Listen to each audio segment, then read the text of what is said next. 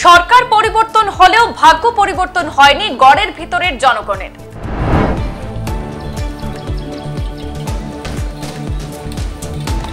তোমরা এই পাশের পুল দিয়ে ডেইলি যাতায়াত করোনি?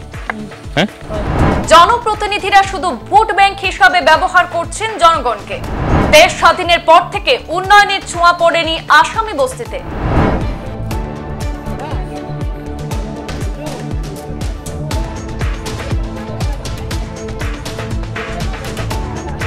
তীব্র ক্ষোভ জনপ্রতিনিধিদের বিরুদ্ধে।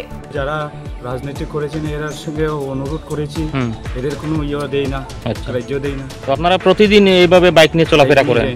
বর্তমান সরকার ক্ষমতায় আসার পর থেকে উন্নয়নের স্লোগান দিলেও বাস্তব চিত্র অন্যরকম। দেশ স্বাধীনের পর থেকে পাহাড়ি জনগোষ্ঠী, বাঙালি, আসামি জনজাতিরা বসবাস করে আসলেও আজ পর্যন্ত উন্নয়নের ছোঁয়া লাগেনি তাদের এলাকায়। কাছাড়ে বড়খোলা এবং কাটিগড়া সীমান্ত এলাকার গড়ের ভিতর জিপির করুণ চিত্র দেখা গেছে। প্রতিদিন শত শত নারী পুরুষ সহ স্কুল কলেজের ছাত্রছাত্রীরা ভাঙা সাঁকো দিয়ে যাতায়াত করে থাকেন। এলাকার জনগণ সাঁকো নির্মাণের দাবি নিয়ে বিধায়ক খলিল এবং প্রাক্তন বিধায়ক অমরজন সহ স্থানীয় জনপ্রতিনিধিদের দ্বারস্থ হলেও আশ্বাসী শেষ ভরসা। শুকনো মরশুমে যেমন তেমন, কিন্তু বর্ষাকালে জনজীবন নাজেহাল হয়ে পড়ে।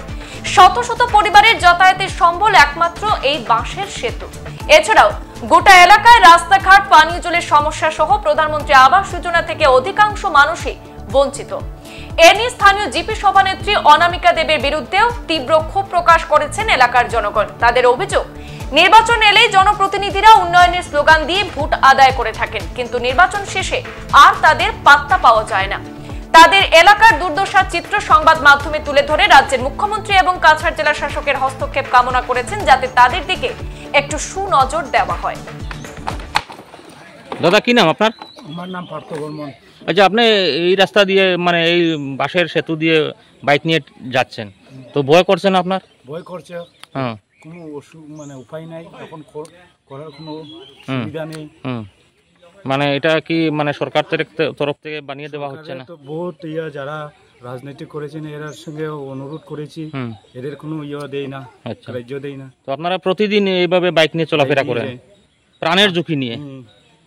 আমাদের সব যারা আছেন, এই পুলটাই আমাদের প্রথম দাবি। এই পুলটা যদি হয়ে যায় আমাদের একটু সুবিধা হবে, ছেলে মেয়েদের, স্পেশালি ছেলে মেয়েদের, রুগীদের জন্য একটু ভালো হবে।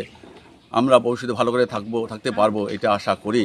এই জন্য আমি প্রার্থনা করি আপনাদের যারা এখন আজকে খবর কাগজে পাঠাবেন, আপনারা যে দিয়েছেন, এটা নিয়েছেন, এটাকে আমি প্রণাম জানাই। আর যত প্রতিনিধিদেরও প্রণাম জানাচ্ছি, ওরা অতি সত্বর এই রাস্তার ফুলের জন্য একটা কাজ করুক, যাতে আমরা ফুলটা অতি সত্বর পাই।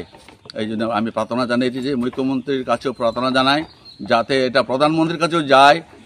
আজকে দিনে সবকা সাথ সবকা বিকাশ হয়েছে, কিন্তু আমাদের সাথ এই বিকাশটা হয়নি, যার দরুন আমরা খুবই দুঃখিত। এই ফুলটা অতি সত্বর হোক বলে আমরা দাবি জানাই সরকার বাহাদুরির কাছে, আসাম সরকার বাহাদুরির কাছে, ইন্ডিয়া সরকার বাহাদুরির কাছে। এই খবর দিয়ে আমার সামান্য বক্তব্যটুকু আমি শেষ করি। সংবাদ এই পর্যন্তই, ফিরছি পরবর্তী অন্যান্য আপডেট নিয়ে। ধন্যবাদ।